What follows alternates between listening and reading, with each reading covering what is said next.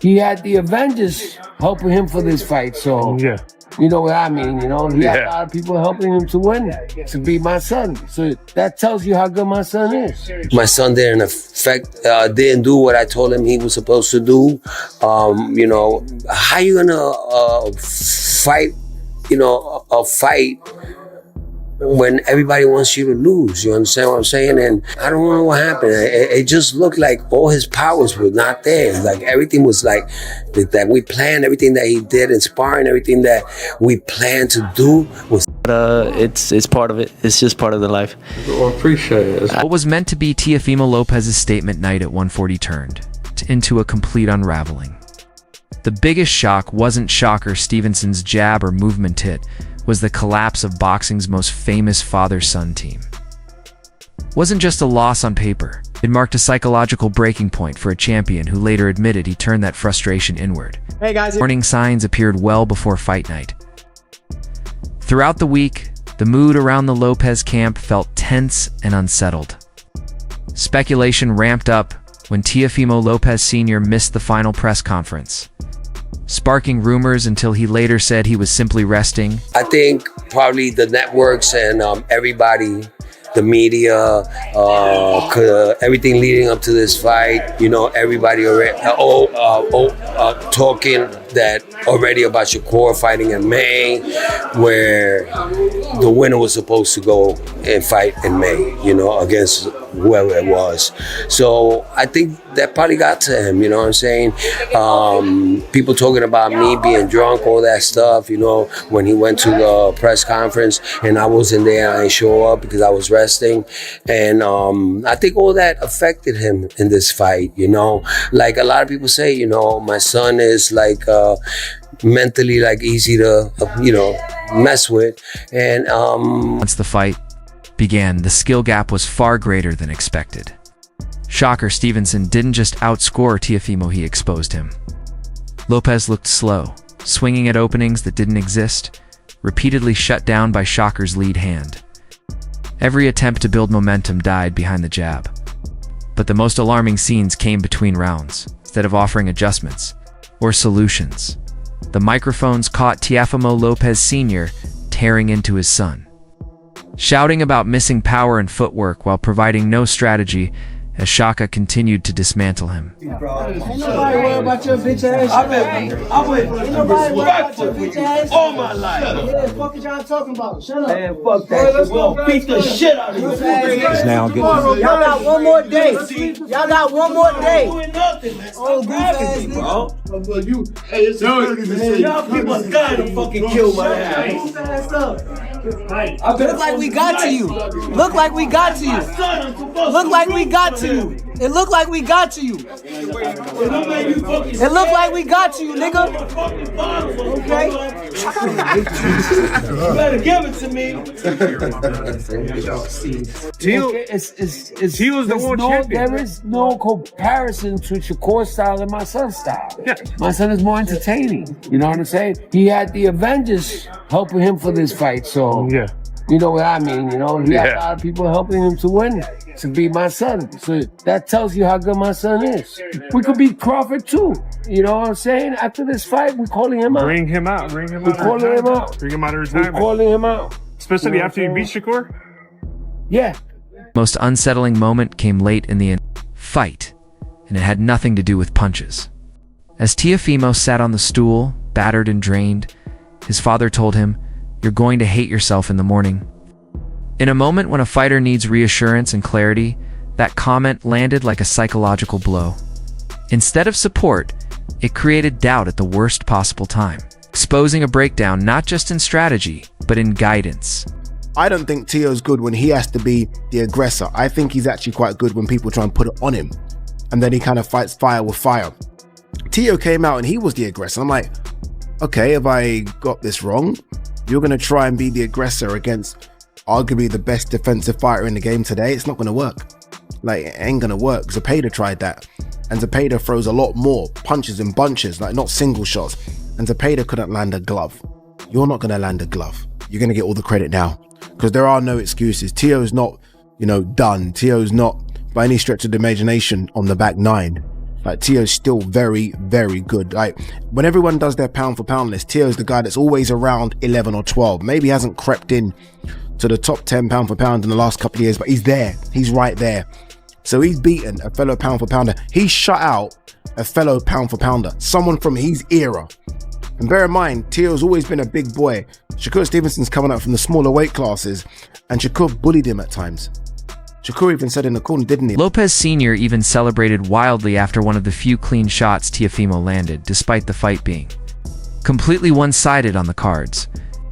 By the final bell, questions about Teofimo's mental readiness were unavoidably in. He confirmed them himself afterward.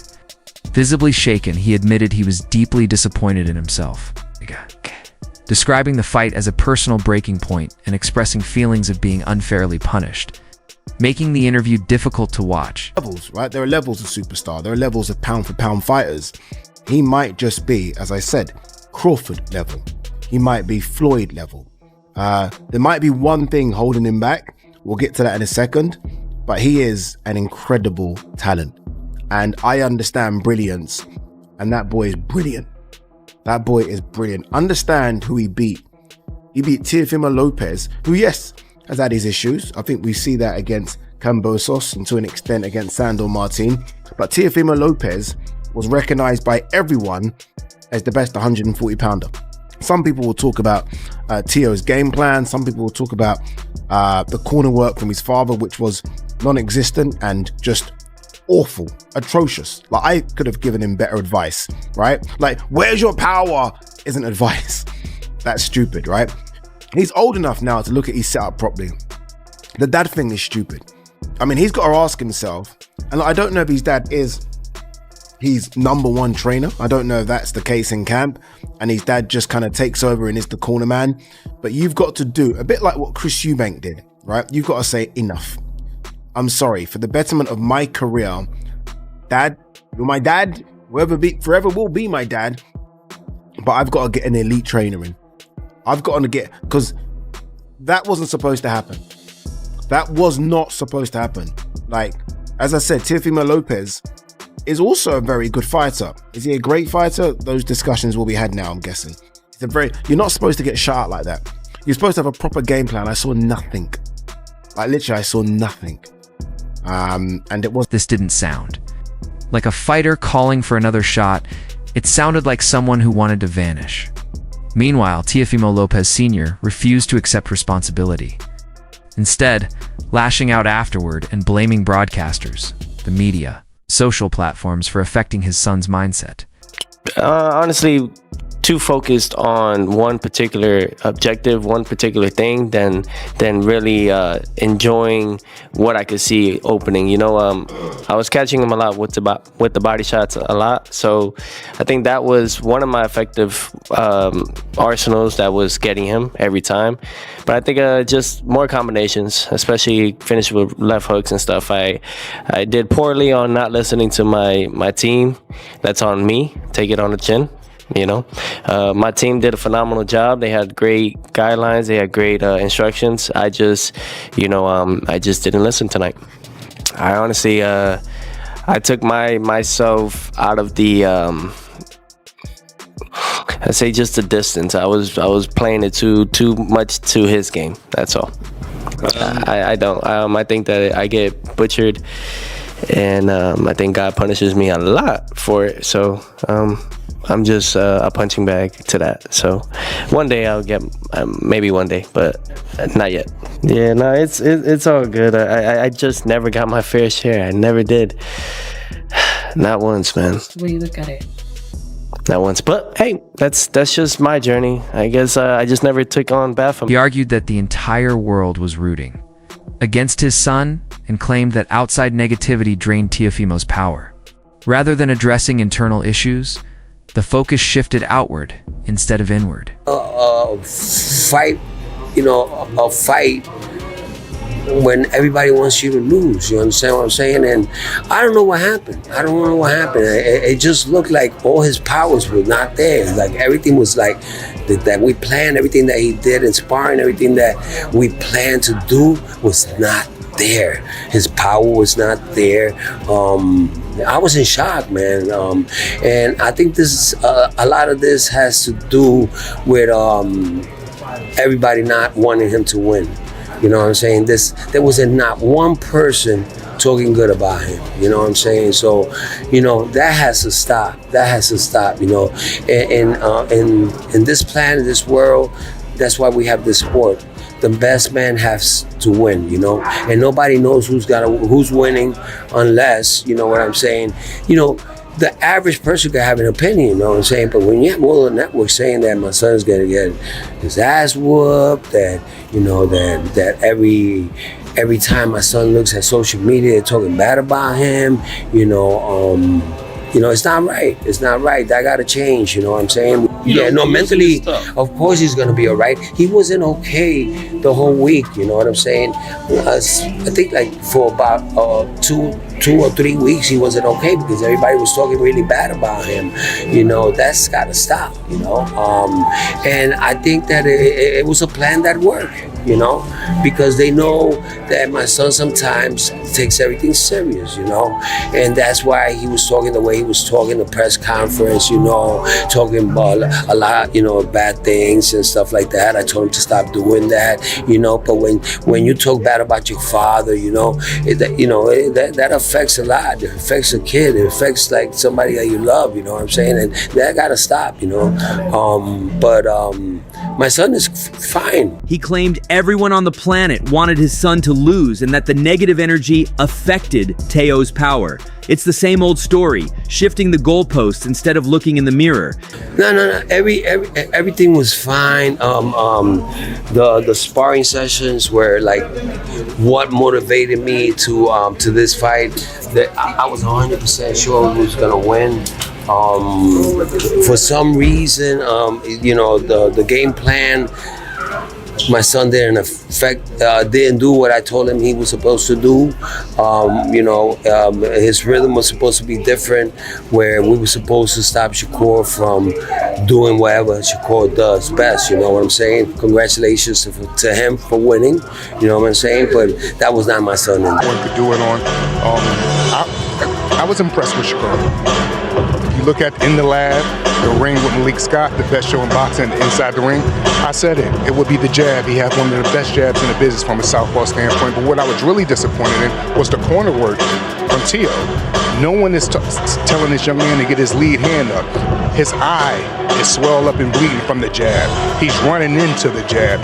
Someone should say, get your lead hand up to take that jab away. It just was no adjustments made.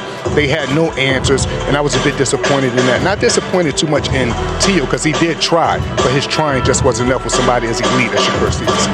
My lead hand have to be up when I'm approaching him, so at minimum I don't get hit and eaten up with his jab. That just wasn't good for him.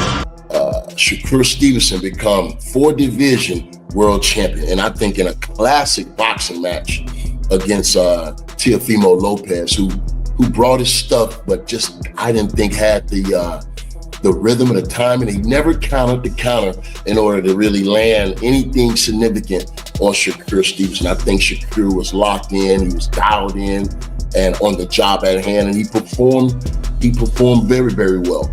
You know what I mean? He kept the distance, and he controlled the distance and the space in the center of the ring. That's what boxers do, and he did it masterfully. So, you know, Shakur Stevenson and Keyshawn Davis right in the same weight, and they are the two, if not the two best super lightweights in the game. You know, it's arguable. So, you know, they're brothers and have vowed never to fight. So we may never know who is the best 140-pounder in the world, you know, if they never meet, you know what I'm saying? But they both continue to be successful, undefeated, and who knows, maybe they can want to go up in weight, want to go down, but, you know, I don't know how they live in the same weight. He's already pushing the idea of moving up to 147, blaming the weight cut and insisting his son is still the best. But the boxing world isn't accepting those excuses. A new division won't fix a corner that criticizes instead of coaching, and it won't repair the growing strain between a father and son.